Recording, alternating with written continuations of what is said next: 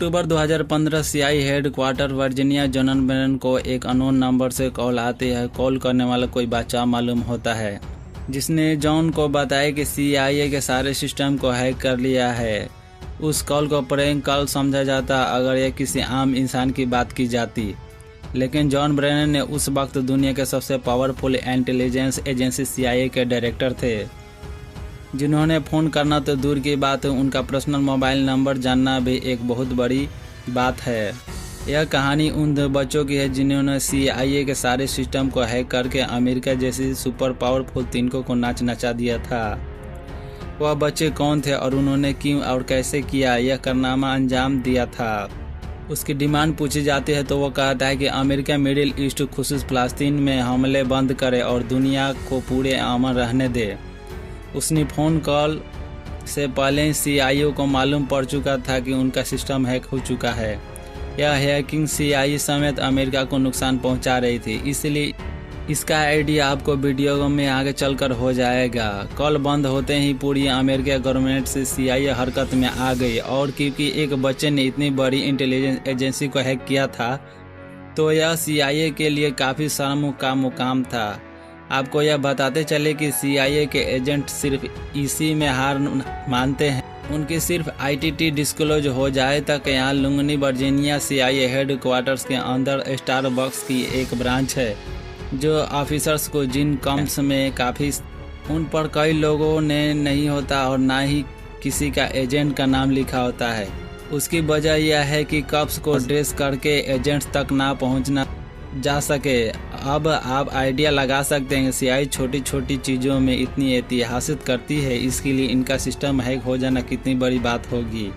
Invitation के start होते ही मालूम पड़ा कि यह कॉल अमेरिका के मीलों दूर इंग्लैंड के शहर लेस्टेरशायर से एक 15 साल के बच्चे की थी। एक बच्चा खुद को क्रैकर कहता था और उसने एक हैकिंग कम्युनिटी बना रखी थी जिसका नाम था क्रैकर्स बीट एडिट्यूड्स था। पर उसने सीआईए को हैक कैसे किया और क्यों किया, इसके बारे में जानने के लिए हमें थोड़ा और पीछे 2008 में जाना पड़ेगा, जहां इससे कहानी की शुरुआत होती है। 2008 अमेरिका के स्टेट वर्जीनिया एक दूसरा लड़का था जिसकी पहचान डिफ़ॉल्ट नाम से होती है, और उसका यह वीडियो गेम से बहुत ही शौकीन था। उसने वीडियो गेम्स में जीतने के लिए गेम्स का प्रोग्रामिंग में घुसकर कुछ चेंजेज करना शुरू कर दिया। वह ऑनलाइन गेम्स जैसा काउंटर स्ट्राइक को अपने हिसाब से तब्दील करता और उसके रूल्स के चेंज करके बड़ी आसानी से गेम जीतता था। यानी वह चिट्स बनाता था चीज़ों को अपने हिसाब से चलाने, और यह सब कुछ इंटरनेट से ही सीखा था। डिफ़ॉल्ट नामी लड़के इस सब के इम्प्रेशन एनोमिया के नामी हैकिंग ग्रुप से मिली थी, जो 2008 काफ़ी फेमस हो चुका था। एनोनिमस ग्रुप को वक्त अक्सर न्यूज हेडलाइन बना देता था। यह ग्रुप अपनी आवाज़ उठाने के लिए बड़ी बड़ी वेबसाइट को हैक करता और उन पर अपनी मर्जी का मैसेज लिख देता था।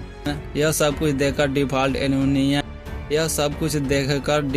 एनोनिमस में काफ़ी इम्प्रेस हुआ और फिर भी हैकिंग की दुनिया में कदम बढ़ाना शुरू कर दिए।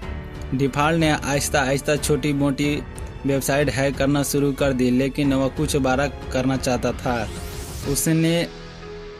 उसके लिए उसको भी हैकिंग ग्रुप की ज़रूरत थी, लिहाजा डिफ़ॉल्ट एननसेक नाम के एक हैकिंग ग्रुप से शामिल हो गया। वह ग्रुप पहले भी कई वेबसाइट हैक कर चुका था, लेकिन यह हैकिंग ज़्यादातर पॉलिटिकल परामर्श के लिए की जाती थी। एनसेक ग्रुप बेटन का इस्तेमाल करता था, यानी इंटरनेट से वायरस बनाकर फैलाते थे, और जिस भी कंप्यूटर में वायरस जाता वह एनसेक के कंट्रोल में आ जाता था। तमाम कंप्यूटर्स जिनमें वायरस होता है उसका बट, जबकि कंप्यूटर इस पूरे नेटवर्क को बट नेट कहते हैं, क्योंकि एनसेक का मेंबर होने की वजह से डिफ़ॉल्ट के पास इस बट नेट का एक्सेस था, और उसने देखा कि इस बटनेट में एक कंप्यूटर ऐसा है जो कनाडा के एक मिडिल कॉलेज का था। डिफ़ॉल्ट ने कंप्यूटर पर थोड़ी सी मेहनत की और उस मेडिकल कॉलेज के फाइनेंशियल रिकॉर्ड तक रसाई हासिल कर ली। उसने देखा कि स्कूल में $9 मिलियन से ज़्यादा रकम स्टूडेंट की अभी वसूल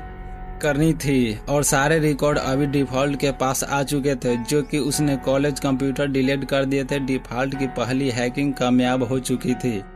उसकी वजह से मेडिकल कॉलेज का सारा निज़ाम धर्म भरम हो गया था।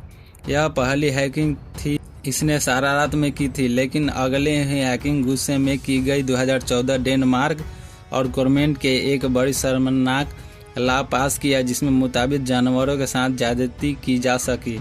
यह खबर पूरी दुनिया में एनिमल राइट एक्टिविस्ट को बहुत बुरी लगी। डिफॉल्ट के पास खुद एक कुत्ता था जिसने बहुत प्यार करता था, लिहाजा डिफॉल्ट ने उस गुस्से में आकर अपने ग्रुप में साथ मिलकर डेनमार्क की ऑफिशियल वेबसाइट को हैक किया और उस पर बड़ा लिख दिया कि क्या आप जानते हैं कि आपकी सरकार जानवरों से ज्यादती की इजाज़त देती है। ना सिर्फ बल्कि डिफॉल्ट ने बॉटनेट का इस्तेमाल करके इस लॉ को फेवर में जितने वेबसाइट बनाई गई थी उन पर अटैक करके उनको भी बंद करवा दिया। डेनमार्क ने ऑफिशियल वेबसाइट हैक होने की वजह से यह बात फैल गई। पूरी दुनिया में डेनमार्क ने इस कदम को मजम्मत होने लगे।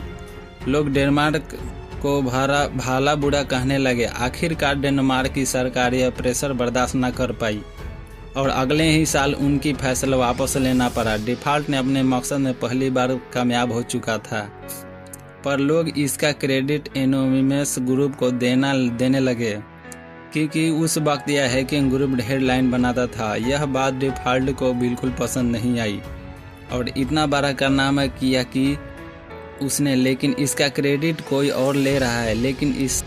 लेकिन उसने हिम्मत नहीं हारी और अपना काम जारी रखा। दूसरे हैकर्स की तरफ डिफॉल्ट की अपनी आइडेंटिटी डिस्क्लोज नहीं करता था। उसको मालूम था कि हैकिंग की वजह से अगर कभी हम ट्रेस हो गए तो उसका अंजाम काफ़ी भयानक हो सकता है।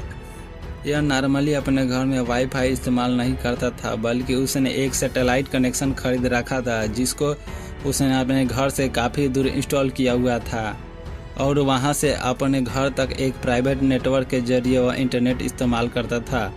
उसका कंप्यूटर भी काफ़ी सिक्योर था और यहाँ तक उसने सिक्योरिटी के वजह से उसका कंप्यूटर ऑन होने में 30 मिनट लगता था। अगर अपने प्राइवेसी के खातिर इतना इंतज़ार करने से कोई मसला नहीं था। खैर, अभी तक आपने इस कहानी से सिर्फ 2 कैरेक्टर के बारे में जाना है, एक क्रैकर जो कि इंग्लैंड की, दूसरा डिफॉल्ट यूएसए में रहता था। 2013 से सबसे पहले एक दूसरे को नहीं जानते थे, पर वाकया हुआ कि इसकी वजह से दोनों एक ही गए। Edward Joseph National Security Agency as computer intelligence का एक अमेरिका गवर्नमेंट ने एक प्रोजेक्ट पर काम करते ही उनको यह मालूम हो गया कि CIA हर इंटरनेट यूजर्स का डाटा और उसकी प्राइवेटी इंफॉर्मेशन आपके पास साझेदारी से रखती है और फिर से अपने मकास के लिए इस्तेमाल करती है, जबकि यूजर्स उस बात पर इल्म नहीं होते थे। एडवर्ड CIA के इस राज का पर्दा उठाना चाहते थे, मगर दूसरी तरफ उनको यह डर था कि अमेरिका में रहते हुए काम को नहीं किया जा सकता तो उनको मार दिया जाएगा, फिर भी सीक्रेट इंफॉर्मेशन लीक करने के जुर्म में उनको जेल भेज दिया जाएगा।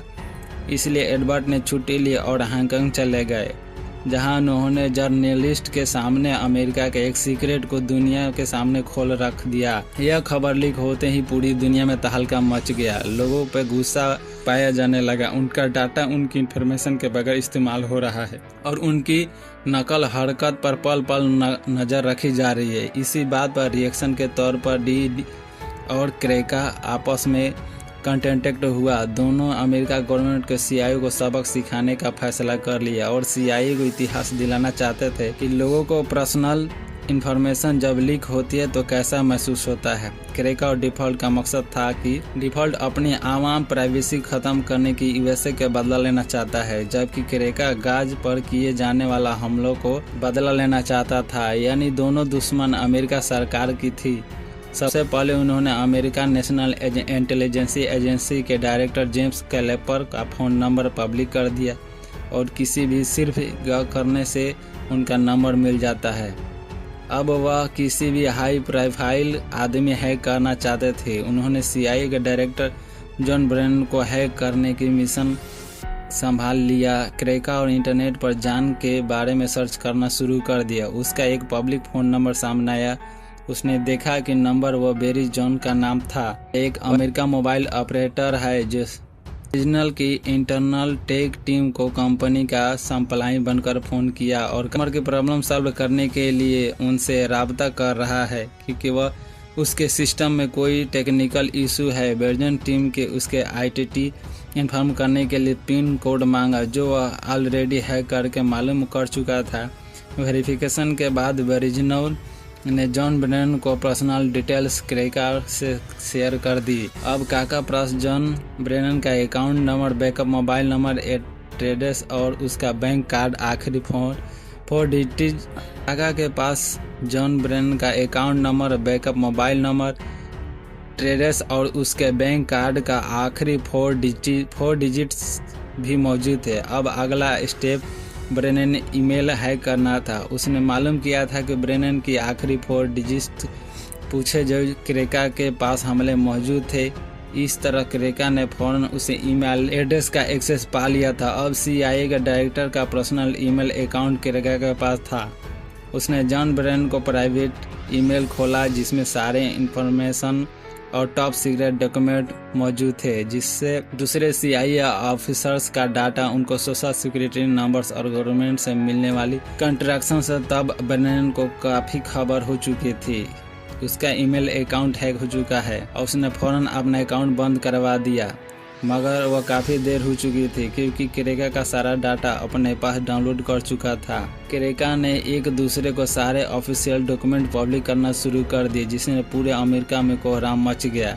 पूरी दुनिया में CIA का बदनामी हो रही थी। अब उनके लिए हैकर्स को पकड़ना मजबूरी बन गया था। वह हर हाल में जल्द से जल्द उसको पकड़ना चाहते थे, लेकिन कोई भी सुराग हासिल नहीं कर पाए। जॉन ब्रेनन को फ़ोन करने के कुछ दिनों बाद क्रेक ने डिपार्टमेंट ऑफ जस्टिस को 9,000 जबकि FBI को 20,000 एजेंट्स की पर्सनल इंफॉर्मेशन सोशल मीडिया पर शेयर कर दी। यह सब कुछ करने के बाद क्रेका आराम से अपनी ज़िंदगी गुजार रहा था। वो समझता था कि शायद उसे पकड़ना नामुमकिन है, लेकिन दूसरी तरफ डिफॉल्ट जो USA के रेजिडेंट था वो अब परेशान रहने लगा।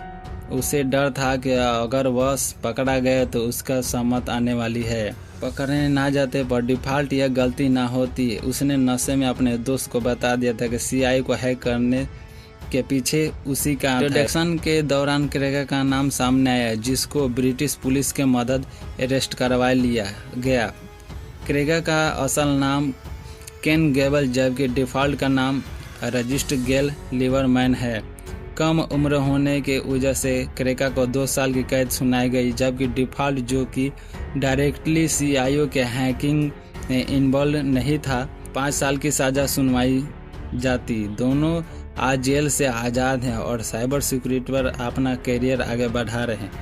आप क्या समझते हैं इन दोनों में, ठीक या गलत? मुझे कमेंट करके ज़रूर बताइएगा।